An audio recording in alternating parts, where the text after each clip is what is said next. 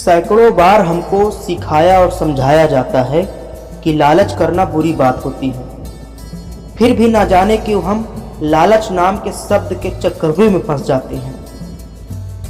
नमस्कार दोस्तों, मैं एएस ठाकुर आप सभी का एलसी स्टोरी में तहे दिल से स्वागत करता हूं। दोस्तों, आज की कहानी है अजीतपुर नामक एक गांव के जंगल की, जहां पर एक बहुत बूढ़ा शेर रहा करता था और वह शेर अपने बुढ़ापे की वजह से शिकार नहीं कर पाता था। इस कारण वह शेर कई कई दिनों तक भूखा ही रह जाता था। भूख से परेशान होकर जब शेर एक दिन जंगल में घूम रहा था तो वह ईश्वर से प्रार्थना करने लगा, हे ईश्वर, मेरी भूख अब हद से बाहर होती जा रही है, कृपया मुझे शिकार करने का कोई तो रास्ता दिखाएं। ईश्वर से प्रार्थना करने के बाद शेर जंगल में धीरे धीरे फिर से घूमने लगा। थोड़ी देर बाद उस शेर को एक सोने का कंगन दिखा, पर वह शेर उस सोने के कंगन को देखकर ईश्वर से कहता है, हे प्रभु, इसे मैं नहीं खा सकता, ये मेरे लिए व्यर्थ है, कृपया मुझे कोई दूसरा रास्ता दिखाएं।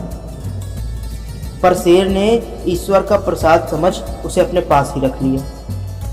कुछ समय बीतने के बाद शेर को रास्ते में जा रहा एक ब्राह्मण दिखा।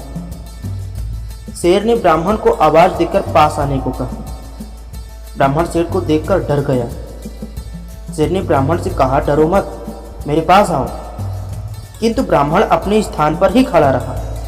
शेर ब्राह्मण से बोला, हे ब्राह्मण देवता, मैंने अब तक बहुत पाप किए हैं, अब मेरा अंत समय निकट आ गया है।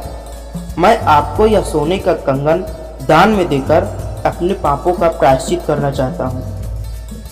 शेर के पंजे में सोने का कंगन देखकर ब्राह्मण के मन में लालच आ गया।